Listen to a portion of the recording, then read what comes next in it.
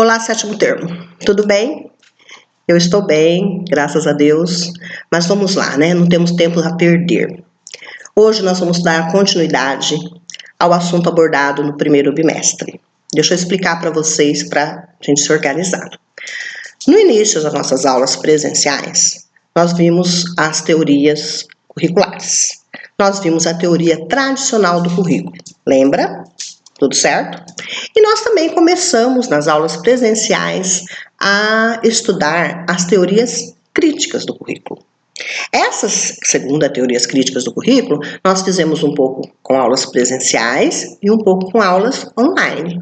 E ficou faltando a terceira, que é a pós-crítica, que eu não sei se vocês lembram que eu falei para vocês, gente, eu vou deixar a pós-crítica no ar, vou congelar ela, porque em maio, quando voltarmos, depois dessa pandemia, a professora dá continuidade, porque ela é uma abordagem curricular tão gostosa da gente estudar, tá? Ela deixa a nossa mente tão aberta que seria legal o debate, não é? As aulas presenciais, elas têm essa oportunidade, elas não dão mais, né? A gente poder debater, né? Tem mais essa margem. Mas, infelizmente, devido à pandemia, nós não voltaremos, não é? E nós já estamos aí quase no término do bimestre.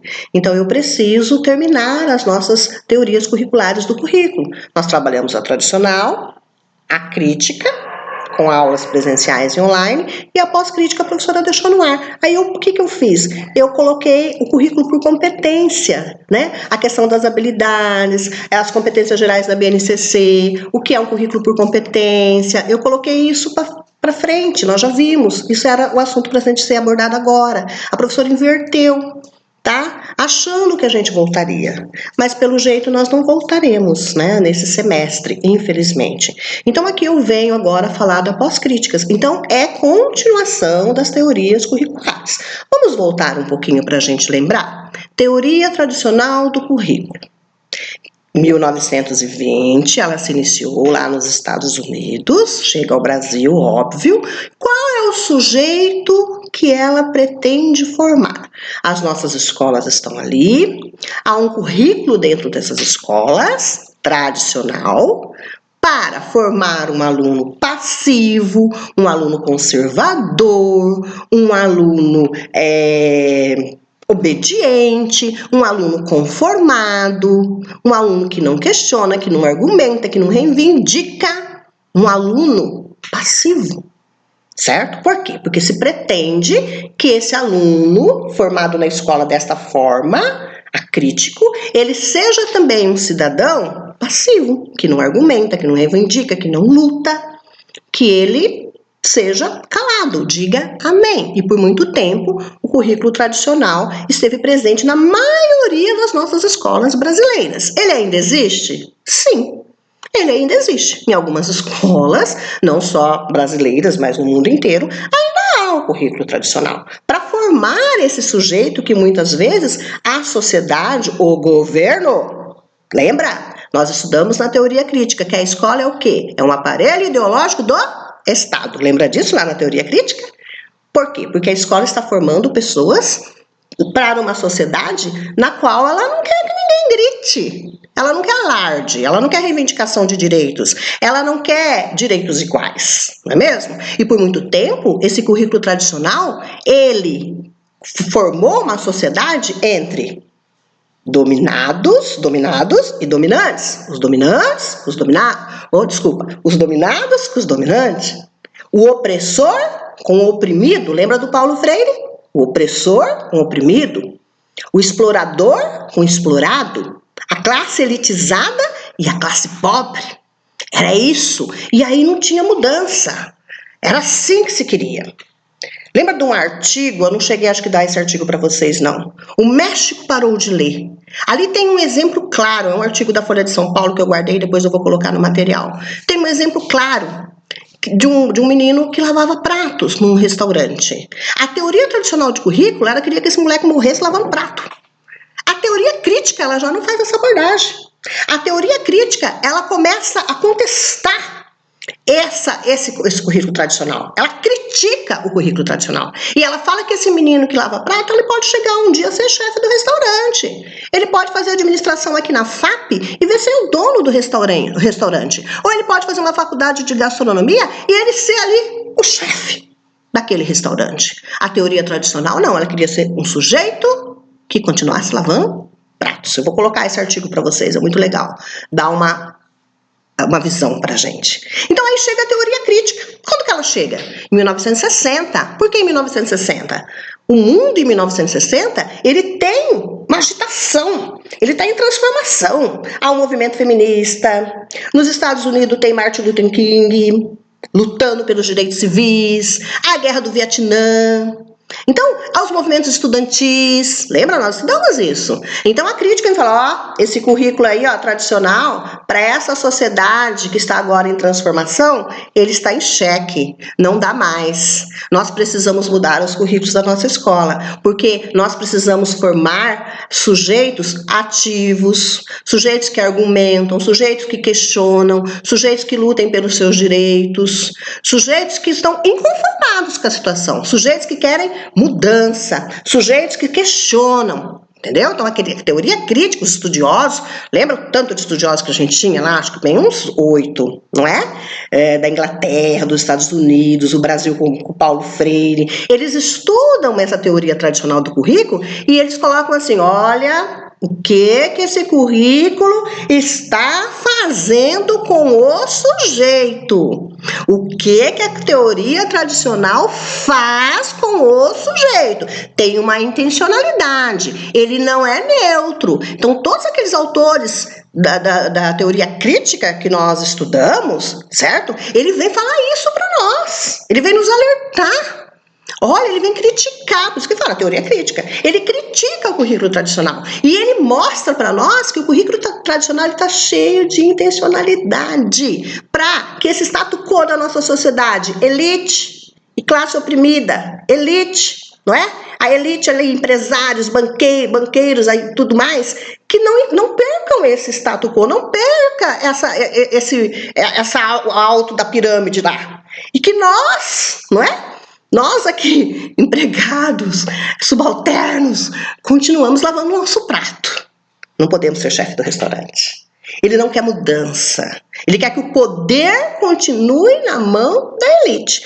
A teoria crítica do currículo, ela vem falar isso para nós. Ela vem mostrar isso através de estudos. Não sou eu que estou falando, tá? Existem vários autores que nós estudamos que falam que a teoria tradicional do currículo, ela forma esse tipo de sujeito para viver em nossa sociedade, tá? Então, ela abre nossos olhos, tá? Os professores não podem mais falar, não, eu não sei que tipo de currículo é esse. Não, nós sabemos. Nós estamos aqui na FAP, no curso de pedagogia, eu estou aqui no 7º termo, eu vou chegar na minha sala de aula futuramente, lá em 2021, eu vou pegar o meu currículo na mão, quem vai dar a vida para esse currículo sou eu, professor, e eu tenho condições de saber que currículo é esse, é tradicional?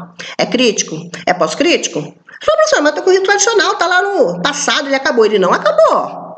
Ele não acabou, tá? Ele está aí dentro das nossas escolas. Diminuiu? Diminuiu, porque nós temos estudos, não é? Nós estamos aqui na faculdade falando sobre isso. Quando eu fiz faculdade, a gente não tinha essa teoria tradicional, não tínhamos esse estudo ainda das teorias curriculares. Era nos posto.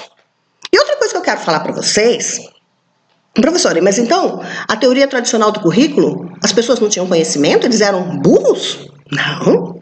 Lógico que tinha conhecimento, e muito conhecimento. Eles aprendiam a fazer trigonometria, porque às vezes vocês podem falar assim, ah, professora, mas no currículo tradicional que era bom, hein? Lá a molecada sabia regras de 3, trigonometria, potenciação, lá sabia escrever, fazer uma dissertação, não tinha esses erros grotescos de português, essas pérolas do Enem que a gente vê por aí. O tradicional que é bom, não tem essa visão. Tá? As pessoas tinham conhecimento, sim, só que elas eram alienadas, não é que elas eram burras. Burrice é diferente de alienação, tá bom? Elas eram alienadas, elas estudavam tanto, médico, engenheiro, as formas, estudava tanto, o tempo delas era gasto tanto com estudo, que elas tinham conhecimento, mas elas eram alienadas, porque elas aceitavam tudo que era posto não é mesmo? Sem nenhum argumento, sem nenhuma análise, sem nenhuma reflexão, e engolia. Então o rico sempre era rico e o pobre, eu sou pobre, foi o destino que quis assim. Entendeu? Deixa eu ficar assim, eu vou continuar lavando o prato. Então a teoria crítica do currículo, ela vem quebrar isso aí. Ela vem falar, não é assim. Nós também temos os nossos direitos. Nós também podemos transformar. Nós podemos mudar, transformar a nossa vida, a nossa sociedade. Certo? Ela tem uma visão ali mais de cunho econômico, social, a teoria crítica, mas ela vem fazer um alerta muito importante para nós, certo? Então, aí você, professor, na hora que você chegar na sala de aula, em 2021, você vai perceber isso. É você que vai dar vida no currículo. Então, que tipo de aluno você quer formar? Porque você forma um aluno dentro da escola, mas porque ele vai ser um futuro cidadão. Você quer uma sociedade pacata, pacato cidadão, lembra da música? Você quer esse aluno pacato cidadão? Para que a gente possa aceitar tudo que não é colocado na questão trabalhista, na questão política, na questão social, na questão econômica. Para a gente aceitar tudo, amém? Será que tudo que nos é colocado enquanto cidadão é para nos privilegiar? Na maioria das vezes não. E aí nós precisamos ter luta. Nós precisamos lutar, nós precisamos saber reivindicar, nós precisamos saber transformar. Então a teoria crítica, ela chega em 1960 no momento de agitação do nosso mundo, não só em Brasil. Brasil a gente está vivendo a ditadura militar. E aí depois nós temos a abertura política, né? A democracia, certo? Que chega em nosso país, que foi uma conquista dos nossos irmãos brasileiros aí do passado, que não foi fácil. Muitos estiveram exilados nesse país, muitos foram mortos nesse país, mesmo que muitas pessoas hoje, no contexto político que nós estamos vivendo, falem que a ditadura militar não existiu no Brasil. Ela existiu sim, tem registro, tem documento, história é científico. Por muito tempo a história não foi científica. Ela foi falar, não, a história, imagina, é só conto de fada. Não é. A história, hoje, ela é considerada de cunho científico. Tudo que se fala é provado. Se falou que tem uma ditadura militar, é porque tem registro, tem carta, tem documento, tem corpos, tem ossos nesse país. Infelizmente, nós não podemos deixar voltar isso, porque hoje nós somos críticos, a maioria de nós. Ainda bem. Entenderam o que é a teoria tradicional, o que é a teoria crítica. E agora nós temos as teorias pós-críticas, que é a nossa aula de hoje. Desculpa eu ter voltado, acho que eu falo demais, né? Mas vocês sabem que é o meu jeito. E eu também precisava dar um contexto para chegar na pós-crítica. O nome já fala pós, ou posterior à teoria crítica. Então agora é pós-crítica. A teoria pós-crítica, ela precisa de um currículo multiculturalista, certo? Está nos nossos documentos do nosso país? Sim, ela já está. Agora cabe a você dar vida a esse currículo. Porque pode estar no papel, pode estar ali, mas quem dá vida é você, professor. Então as teorias pós-críticas, ela precisa de um currículo que é multiculturalista. O que é um currículo multiculturalista? É um currículo que destaca as diversidades, todas as diversidades, todas as diferenças, as diversidades que existem dentro de um país. No caso do Brasil, nós temos um país de uma diversidade imensa. Nós somos o 5º país maior do mundo. Nós somos um país continental. Então nós temos vários tipos de cultura. E todas têm o seu valor. É isso que a teoria pós-crítica vai colocar para nós. Pode ser a cultura menorzinha lá, da etnia indígena lá, que tem só 1000 pessoas ali na população daquela etnia indígena. Eu preciso valorizar. Ela tem o seu valor. A minha não é mais importante do que nenhuma cultura.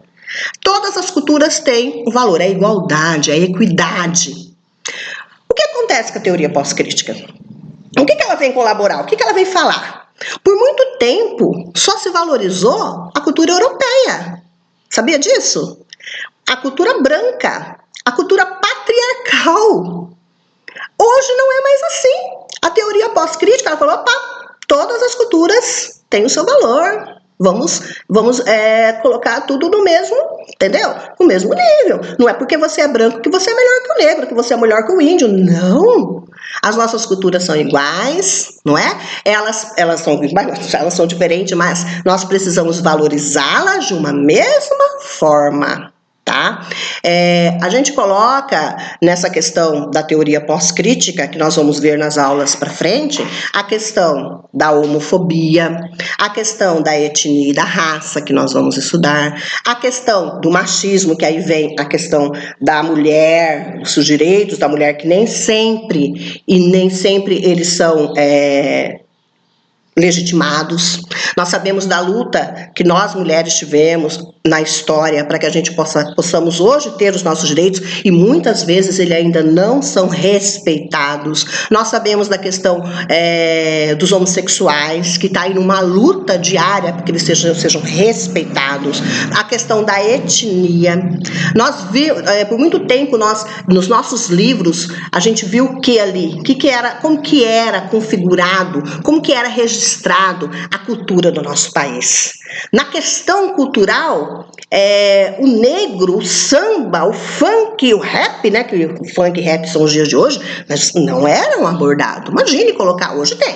Hoje nos livros tem música, samba ali e tal, mas antigamente, imagina, a família, como que ela era retratada. O homem, ele estava de terno, gravata, uma caneta atrás da mesa, assinando porque ele era chefe, ele era empresário, e a mulher com o avental tudo sujo de ovo, com a bandeja servindo café. Os filhos eram todos loiros dos olhos azuis, eu não sei onde eles viram isso. Aqui no nosso país, porque nós somos um país, né, de uma diversidade, pele, cabelo, uma etnia. Nós somos formados por 3 matrizes, europeia, indígena e africana, não é mesmo? Então, os loiros aí, me desculpa as tinturas, não é mesmo? Nós temos aqui a cor da pele aqui da professora, a maioria. Então, nós temos que respeitar todos. Então, nos livros didáticos eram colocados assim. Esse tipo de imagem da família patriarcal. E aí a teoria pós-crítica fala, não é assim. Não é assim. A nossa família brasileira, ela não é assim. Então ela vem contestar, ela vem também olhar para dentro da nossa subjetividade. O que é subjetividade? São os nossos sentimentos, as nossas emoções, a nossa formação lá dentro de nós. O que nós pensamos, o que nós sentimos, não é? Às vezes fala assim, professora, eu não sou preconceituosa. Será? A professora, tatuagem. A professora, não, olha, pra mim é tudo igual. Homossexual? Olha lá dentro da sua subjetividade. Pensa bem. Não estou aqui apontando o dedo para ninguém, não. Só estou querendo que você faça uma reflexão. Porque muitos de nós fomos formados, eu que já tenho 52 anos, eu vivi uma teoria tradicional do currículo dentro dos bancos escolares. Às vezes vocês também viveram. Porque não é porque você também é novo que você, seu professor, não usou a teoria tradicional do currículo. Ah, mas eu estudei em 80, já tinha crítica. Opa! As 3 estão aqui, ó. As 3 estão dentro das nossas escolas. Eu não sei como que você foi formado, como que foi a sua educação escolar. Então, olha, se de repente também a sua formação familiar, porque as nossas famílias também elas vieram de um currículo, quem estudou, tradicional. Então, do que eles foram submetidos dentro da sala de aula? Certo? Então, a gente precisa olhar dentro da nossa subjetividade e ver se a gente não tem esses ranços aí. Porque, de repente, a hora que eu pego um currículo, se eu tenho uma subjetividade racista, machista, entendeu? Homofóbica, eu posso estar passando isso pro meu aluno. Então, por isso que a teoria pós-crítica é bom a gente conhecer, né, o que está dentro desse currículo. A hora que eu pego o meu livro na mão, o texto que eu estou dando, o que eu posso trabalhar ali? Existe, em 2010, só para a gente dar um exemplo, em 2010 teve uma polêmica sobre um livro do Monteiro Lobato, chamado As Caçadas de Pedrinho. O MEC, que hoje, ainda bem que nós temos essa logística do MEC, que ele analisa todos os livros que são enviados para as escolas, tanto didático como os livros literários. E esse, como livro literário, Caçadas de Pedrinho, Existia ali, nas falas da Emília, a boneca, com a tia Anastácia, que era negra, né, a empregada da casa na época, ela chamava a tia Anastácia de carne preta, ela chamava a tia Anastácia de macaca, carvão. Então, o MEC queria retirar esse livro. Então, teve ali dentro do MEC a polêmica, os que queriam que tirasse, não, Monteiro Lobato é um ícone de escritor brasileiro, vamos deixar, tal. Então, teve ali os contras e o apoio. E o livro acabou ficando. Por que o livro acabou ficando? E eu concordo que ele fique, sim, dentro das nossas bibliotecas. Por quê? Você, professor, a hora que você for ler para o seu aluno Caçadas de Pedrinho, e a hora que chegar nessa narrativa em que a Emília está xingando a tia Anastácia, você vai parar. Você vai parar e você vai explicar por que ela fazia isso. Você vai explicar que o nosso país, ele foi o último a libertar os seus escravos. Você vai falar que por muito tempo houve sim e há ainda, infelizmente, um preconceito racial e que muitas pessoas agem como a Emília. Só que isso não é mais permitido no Brasil que nós vivemos hoje, porque através de uma luta de várias pessoas, aí você vai citar pessoas que agora não me lembro, mas que lutaram, tá? Para que haja igualdade racial nesse país, e você vai falar para esse aluno que racismo é crime inafiançável e imprescritível. E que o contexto da época, as pessoas até podiam fazer isso, né? Mas que hoje, se você tem essa sua subjetividade, porque de repente ele vem de uma família racista, ele vai achar isso lindo, normal, e vai querer falar com o coleguinha, porque o pai fala lá em casa. Você vai ensiná-lo, você vai fazer com que ele reflita, não é? Então, se você tem um livro assim, porque dentro das nossas bibliotecas devem ter outros que não foram analisados, a gente vai jogar fora? Não. A gente vai utilizar isso para contextualizar, usando essa teoria pós-crítica que nós estamos falando, que nós precisamos ensinar para o nosso aluno que todas as culturas têm que ser valorizadas, que todas têm a sua devida importância e que nós estamos num país que tem uma diversidade enorme cultural, não é mesmo? Vocês entenderam como que é?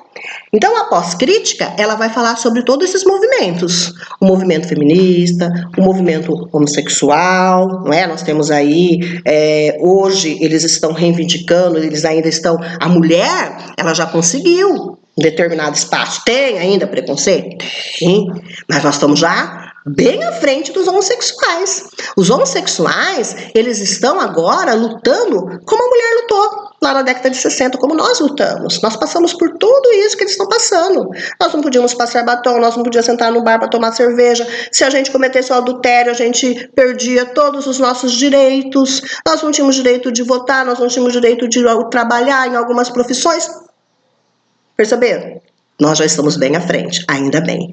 Por luta de várias pessoas que muitas vezes até perderam a sua vida, não é? Para hoje nós temos os direitos que nós temos, que são para nós mulheres, nossa legislação, certo? E ainda há muito preconceito e muito abuso, não é? Mas eu queria voltar para vocês. Então, nós temos agora um currículo pós-crítico que nos mostra além da crítica, porque a crítica ficava ali na questão econômica e social. O pós-crítico não, ele vai além. E o pós-crítico ele nos mostra como fazer. O crítico, ele só me mostrou, o tradicional estava fazendo isso, isso e isso, viu? Ele só criticou. Não, que não foi bom, não tô falando isso, tá? Não, que a gente tem que jogar ele fora. Imagina, ele abriu nossos olhos também. Mas o pós-crítico, ele vai além. Ele fala como o currículo tem que ser. O currículo ele tem que ser como? Multiculturalista. É assim que o currículo tem que ser. E é assim que nós, professores, vamos formar o nosso futuro cidadão. Porque quem forma essa sociedade somos nós, professores. Nós temos essa força, nós temos esse objetivo, nós temos essa missão. Por isso que nós temos que ter conhecimento do que tipo de currículo que eu estou abordando ali na minha sala de aula, porque desse vai vir o futuro cidadão. Que sociedade você quer? Você quer qual tipo de sociedade? Eu quero uma sociedade ativa, com gente que produz, com gente que quer transformação para o melhor. Eu não quero gente pacata, não é mesmo? Então, nós, professores, nós temos ali dentro da nossa sala de aula, o poder, olha só como isso é importante, o poder de transformar uma vida, de tirar ele de lavador de prato e falar: você tem perspectiva, menino, você tem talento, menino, você pode sim, menino, você vai estudar sim, você vai ser o dono do restaurante, você vai ser o chefe gourmet daquele restaurante, porque você tem capacidade, você pode. Eu vou criar perspectiva no meu aluno, enquanto todos, aquele opressor está falando que ele não pode, que ele tem que continuar lavando prato. Eu, professor, eu tenho esse poder de criar essa perspectiva nesse aluno. Enquanto todos estão falando que não, eu falo que sim, ele pode sim. Mas para isso eu tenho que ter conhecimento e habilidade dentro do meu fazer pedagógico. Ok? Eu conto com vocês, nós ainda vamos continuar, tá? Com essa matéria, com essa temática pós-crítica. Eu quero lembrar para vocês que dentro dessa pós-crítica ela chegou nos anos 90. A gente tem que lembrar que em 1988 nós tivemos uma Constituição chamada Constituição Cidadã, que ela fala direito para todos. Então essa pós-crítica ela vem alinhar toda essa documentação que nós temos no nosso país em questão de legislação, que nós temos que ter um currículo transformador e não um currículo submisso, porque nós queremos ter pessoas que transformam esse país num país melhor para que nós possamos viver e criar nossos filhos com dignidade. Um abraço e um beijo para vocês.